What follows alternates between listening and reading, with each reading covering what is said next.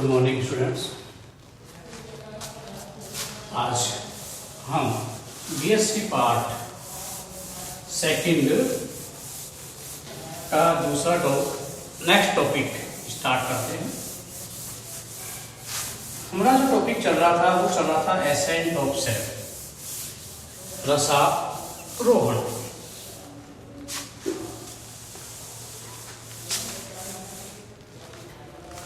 क्या चल रहा था अपना भाई?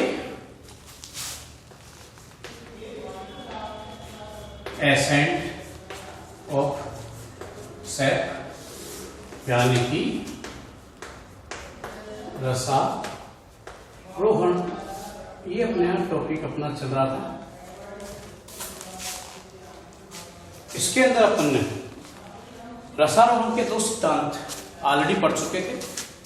एक तो विटल थ्योरी, जैविक सिद्धांत, दूसरा हमने रूट प्रेशर थ्योरी इससे पिछले वाले लेसन में आप टॉपिक में बताया था। आज का जो टॉपिक है वो फिजिकल फोर्स थ्योरी। तीसरा जो थ्योरी थी इसकी वो है फिजिकल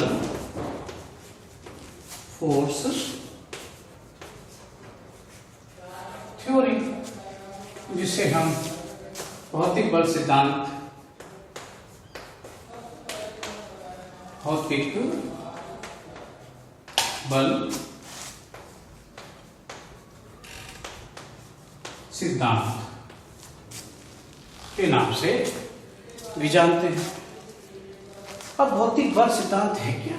तो देखो, रसारोहण के बारे में जो इससे पहले दो थ्योरियां दी गई थी, है ना, उन थ्योरियों के अकॉर्डिंग कहा गया कि मूल दाब के द्वारा रसारोहण होता है। किसी ने कहा जो जीवित कोशिकाएं हैं, पेड़ कायमा सेल्स हैं, उनके द्वारा रसारोहण की क्रिया होती है। ये चीजें बताई गई, लेकिन आगे वैज्ञानिकों ने दोनों थ्योरियों को क्या नकार दिया। नकारने के कारण हम आपको साथ साथ में बताते चले हैं कि क्या वजह रही जिनको एक्सेप्ट नहीं किया गया था। और बाद में इन्होंने बताया कि कुछ ऐसे क्या होते हैं, भौतिक बल होते हैं, उन बलों के कारण क्या होता है, एसेंट ऑफ सेल रसारोहण की क्रिया होती है। तो कौन कौन सी चीजें बताई हैं, उन्हीं के बारे में क्या करते हैं, बात करते हैं। जैसे कि पहला एक सिद्धांत देते हैं अपन इसमें, एटमॉस्फेरिक प्रेशर, वायुमंडलीय दाब। वायुमंडलीय दाब वैज्ञानिकों के अध्ययन के आधार पर क्या कहा गया है कि 1 एटीएम से केवल 10 मीटर ऊंचे वृक्षों तक जल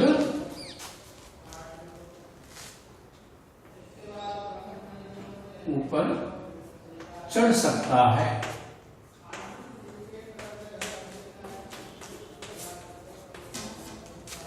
कितना? केवल 1 से 10 तक। और एटमॉस्फेयर प्रेशर का जो दाब देखा गया, पादपों के अंदर जो अधिकतम दाब आता है वो केवल कितना आता है, 2 एटीएम तक ही आता है। कितना होता है इसका? केवल 2 एटीएम। जब 2 एटीएम है तो स्वाभाविक है कितना चढ़ेगा, केवल 20 मीटर तक ही क्या होगा, ऊंचे पेड़ों तक जल ऊपर जा सकता है। इससे ऊपर वालों के अंदर तो चढ़ना संभव ही नहीं चढ़ पाएगा। और हम जानते हैं कि पेड़ों की लंबाई हमने कितनी देखी है, 120 मीटर तक भी ऊंचे क्या है पेड़ अपन देखते हैं, पहले कर चुके हैं बात। तो इसके लिए तो बहुत ज्यादा एटमॉस्फेरिक प्रेशर की आवश्यकता पड़ेगी ना। और साथ में देखो, एक और सबसे बड़ी बात आती है कि क्या होता है, जैसे मान लीजिए हम एक पेड़ की लंबाई मान लेते हैं, कितनी है, 100 मीटर का कोई पेड़ है। 100 मीटर का कोई पेड़ है तो उसके लिए कितना एटीएम चाहिए, कम से कम माने ज्यादा भी है तो 10 एटीएम आपका कोई प्रेशर हमने ऊपर कर दिया। तो 10 से कितना चढ़ा, केवल 120 मीटर तो चढ़ेगा। लेकिन साथ में क्या होता है, 10 तो ये इसको चढ़ने के लिए क्या चाहिए, 10 तो हो गया, लेकिन आपको विपरीत छड़ाने के लिए 10 तो ये हो गया, इतना तो चाहिए ही आपको। 10 है तो और भी ज्यादा होगा, तो मान लीजिए हम क्या करें, यहाँ पर 12 एटीएम तक यूज में ले। हाँ, लेकिन एक तो क्या होता है, घर्षण बल लगता है, ऊपर जब छड़ेगा तो छड़ने के लिए वही के एलिमेंट्स होते हैं, उनके अंदर क्या होगा, घर्षण बल काम करेगा। और घर्षण बल के साथ साथ के अंदर क्या काम करता है, आपका गुरुत्वाकर्षण के विपरीत भी जल को क्या होता है, ऊपर की ओर जब चढ़ना पड़ता है, जब ऊपर चढ़ेगा तो ये दोनों बलों का जो मान है वो लगभग कितना होता है, 38 एटीएम। 38 एटीएम तक क्या होगा, आपका ये कार्य करना पड़ता है। इतना एटमॉस्फेयर प्रेशर अगर है अपने पास तो भी क्या होता है, ऊंचाई वाले वृक्षों के अंदर चढ़ सकता है। 12 एटीएम के ऊपर चढ़ने में लगा, इतना उस प्रतिरोध को खत्म करने के लिए तुमको इतना एटमॉस्फेयर क्या करना पड़ेगा, ये बल लगाना पड़ेगा। 12 और 18 जब इन दोनों को प्लस कर देते हैं तो प्लस करने पर क्या देखते हो आप, 50 एटीएम के समथिंग हमको क्या चाहिए, दाब की आवश्यकता पड़ती है। इतनी जब आवश्यकता पड़ेगी तो भी जाकर क्या होगा, हम 120 मीटर ऊंचे पादपों तक क्या कर सकते हैं, जल को चढ़ा सकते हैं। तो इसलिए क्या हुआ, आपका ये एटमॉस्फेयर थ्योरी जो थी वो फेल हो गई।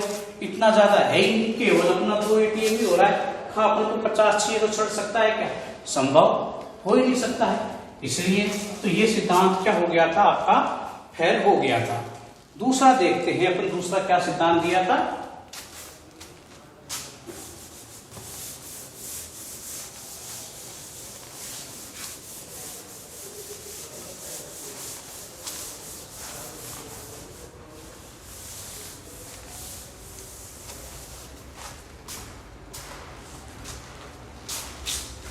इसी में दूसरा सिद्धांत है आपका कैपेलिनी।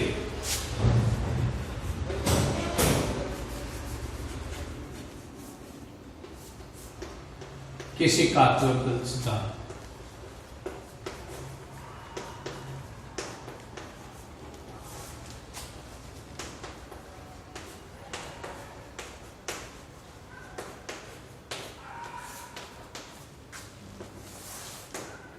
केशिकात्व बल सिद्धांत।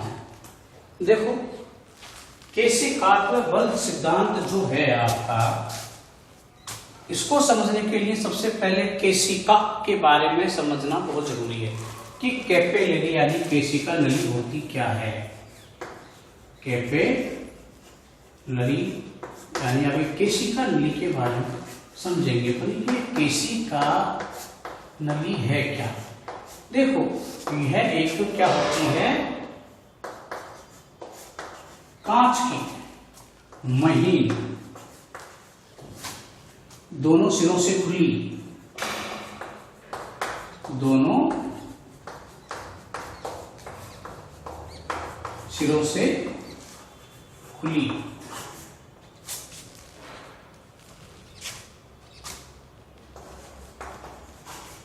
नली होती है। पहले ही समझना मस्त है, इसी के आधार पर हम आगे का आपको क्या है समझा पाएंगे। तो केशिका नली को समझिए। केशिका नली आपने प्रयोगशालाओं के अंदर देखी होगी, अपने लैब के अंदर होती है। आप जब अपनी क्लासें खुलती हैं, जब हम आपको दिखाएंगे कि कैसे होती है। तो कांच की एक क्या है, सूक्ष्म बिल्कुल कैपिलरी नली होती है इस प्रकार की। ये शीशे की दोनों सिरे इसके क्या है, ओपन है। यहाँ भी कुछ नहीं होता, यहाँ भी कुछ नहीं होता है, यानी दोनों सिरे कैसे होते हैं, ये ओपन होते हैं। एक ऐसी नली है जिसको क्या कहते हैं, कांच की नली। हम क्या करेंगे, इस कांच की नली को अगर पानी से भरे हुए कोई स्रोत है, उसके सरफेस खुली सरफेस को वहां टच कर दें। नली को लिया, खुली सरफेस पे हमने क्या कर दिया, इसको टच कर दिया है। जो टच कर देते हैं तो पानी क्या होगा, इस भित्ति के सहारे चढ़ते हुए बिल्कुल ऊपर तक, यहां तक पानी का जल स्तर क्या आ जाता है, ये जल स्तर ऊपर आ जाता है।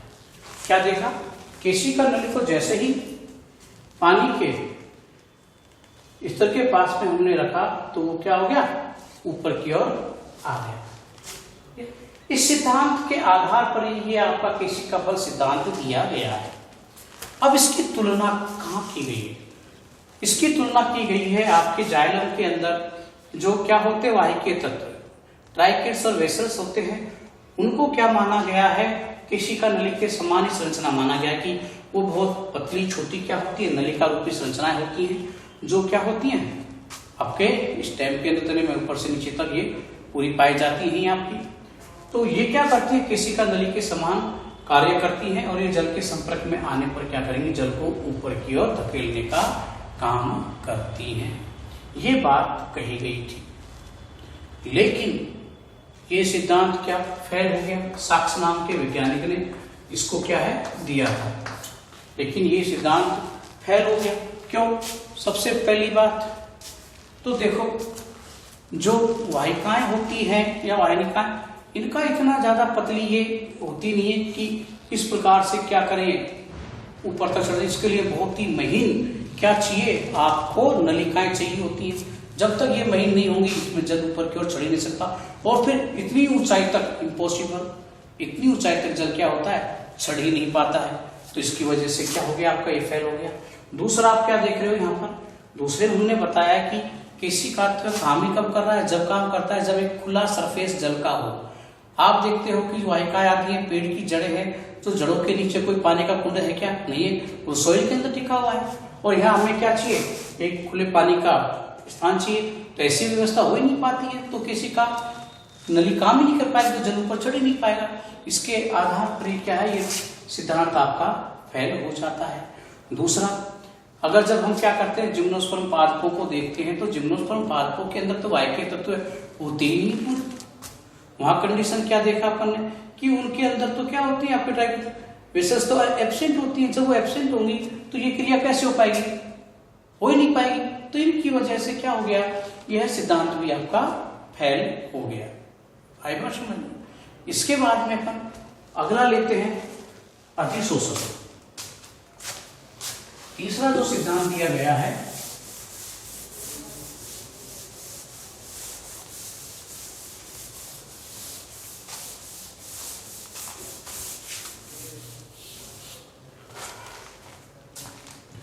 तीसरा सिद्धांत दिया गया दिया गया कौन सा,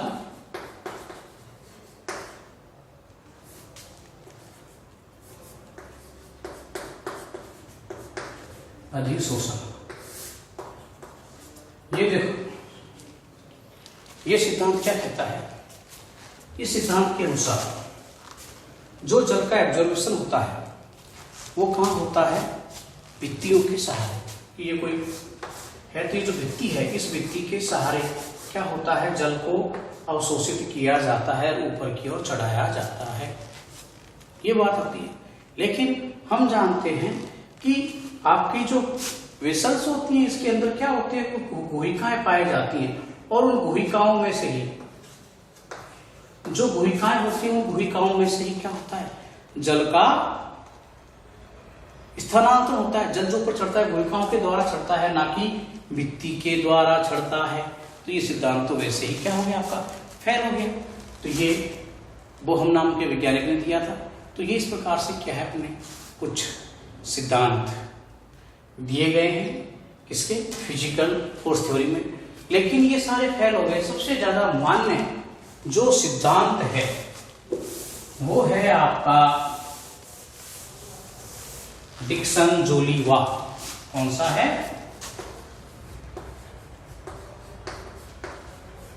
डिक्सन जोलीवाह, जिसे हम क्या कहते हैं, और भी नाम है इसके, आसंजन सहसंजन वाद भी कहा जाता है। लेकिन मैं इसको आपको एक अलग तरीके से बताऊंगा, टैक्ट थ्योरी पढ़ेंगे अपन। टैक्ट थ्योरी के हिसाब से इसको हम पढ़ाएंगे। ये सबसे इंपॉर्टेंट है, तो इसको अपन एक अलग क्लास के अंदर ही समझा पाएंगे, पूरा होगा नहीं आज। Thank you.